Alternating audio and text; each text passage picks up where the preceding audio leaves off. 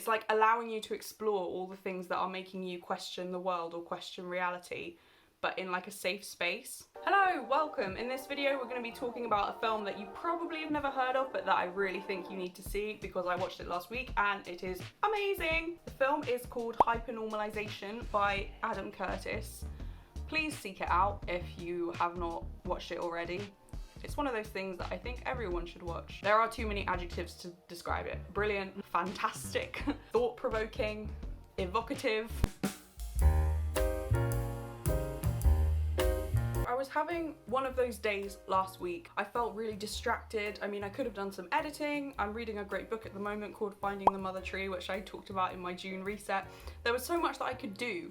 I thought, what's something that I can watch that kind of is in this feeling of distraction or uneasiness? Because like I love Parks and Recreation, Brooklyn Nine-Nine, It's Always Sunny in Philadelphia. It didn't feel like it fit with the mood I was in, but I was suddenly like, oh my gosh, I know exactly what I need to watch. And that film is Hypernormalization, Adam Curtis. He is a documentary filmmaker who has won several BAFTAs. I first watched this film a couple of years ago, but that was when I was in my addiction, so like 2020, 2021 kind of time was when I first heard of this film and watched it. It came out in 2016. It really did have a big impact on me the first time I watched it, just because it is so powerful.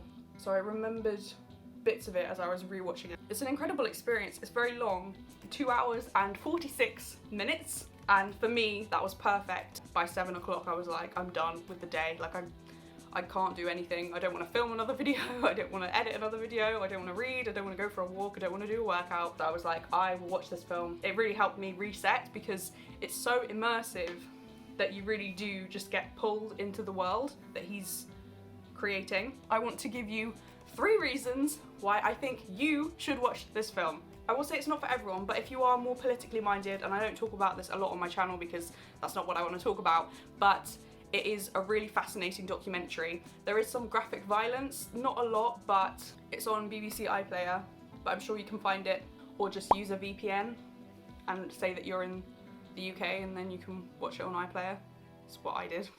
It is so well put together. The structure of it and the format of it tells the story really well. He uses this uncanny soundtrack which mirrors the clips that he's talking about. As I said, I started watching it probably like 7, and normally I'm alright like watching a film in the dark. You then get drawn into it a bit more. But there were points of it where I had to turn on the lights because it was getting a bit creepy.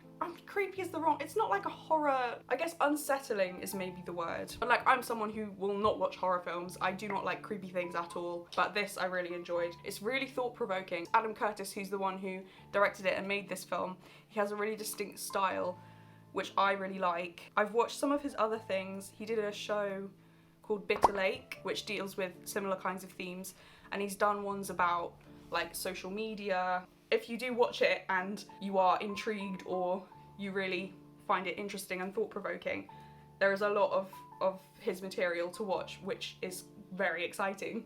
And I'm definitely going to, I think, go on a bit of an Adam Curtis binge or adventure this summer. The second reason I think you should watch this film is because it will give you some escapism. I've already said I watched it on a bad day and it really took me out of myself, but it was also helpful. Like I said, I didn't feel like watching It's Always Sunny in Philadelphia or something like that, which normally I will always be happy to watch that or put on the Always Sunny podcast. But this film was helpful in that it was mirroring the way I was feeling. So as I said, I was feeling distracted, I was feeling unsettled. The film is similar.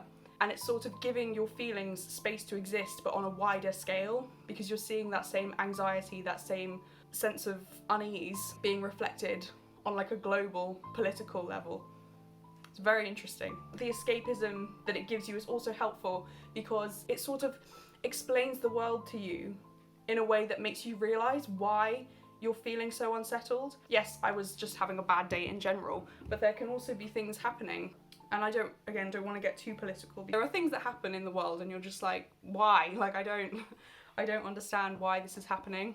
And watching Hypernormalization, he constructs it in such a way that he's really taking you along. You get a sense of everything falling into place. It's really powerful because everything sort of clicks and you're like, oh, that's why this thing doesn't make sense, or that's why this doesn't feel right in the world.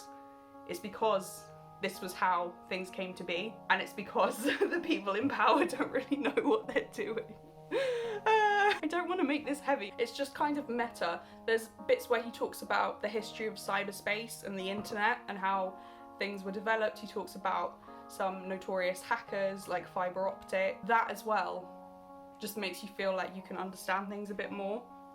It's this unique kind of escapism where it's not just the same way that you would put on like reality TV or The Wolf of Wall Street, something that's so far outside of your reality, to escape into the world or escape into that character. It's like allowing you to explore all the things that are making you question the world or question reality, but in like a safe space. So like when he's talking about the idea of the internet or cyberspace originally being like this utopia versus what it became, and like all of the disinformation, because remember this film came out in 2016.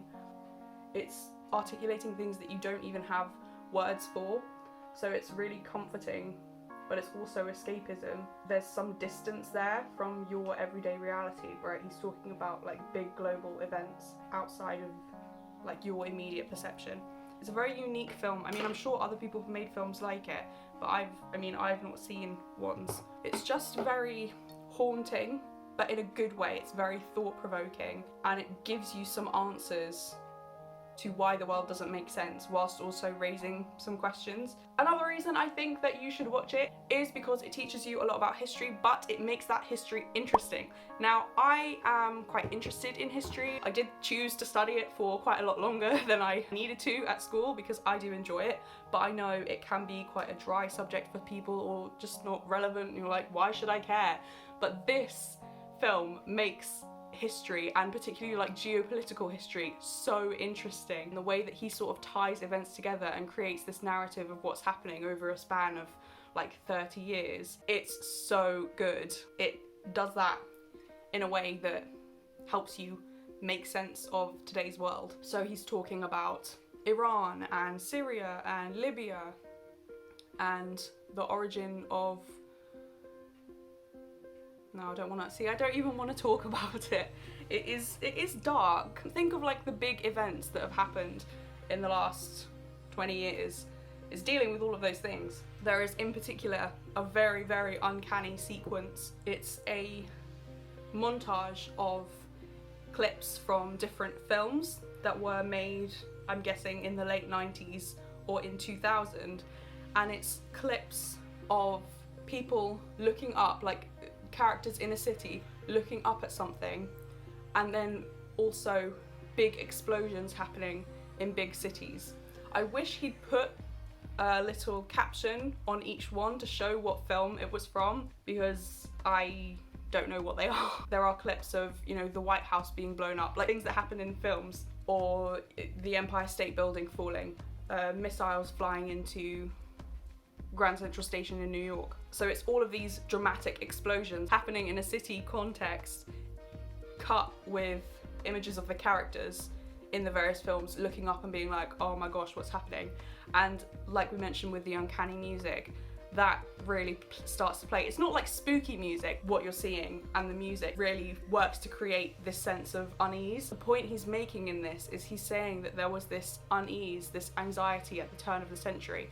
And as this montage is going on, clearly you know what it's reminiscent of, and you're like, oh my gosh, what are we watching here? What is he trying to tell us through this? And then as it's going on, this montage, he then puts in a caption that was like, all of these films were released before 2001. He has an understanding of what the viewer is going to be thinking, and he doesn't necessarily answer every question. I liked the idea of doing another chit chat video. I did one about becoming supernatural, and I did one recently about John Mulaney's special. And like on my channel, I try and talk about things that have helped me, little things that you can do to change your life. I talk about recovery, and I watched this film, and as I said, I was having a bad day, and it really did take me out of myself. And also I was able to like learn things and just feel something in a safe environment. I think it's a brilliant film, you will learn something. It will hopefully also help you make sense of things. It certainly did for me. Thoroughly enjoyed it, and I'll probably be rewatching it pretty soon. So I thought if we did an informal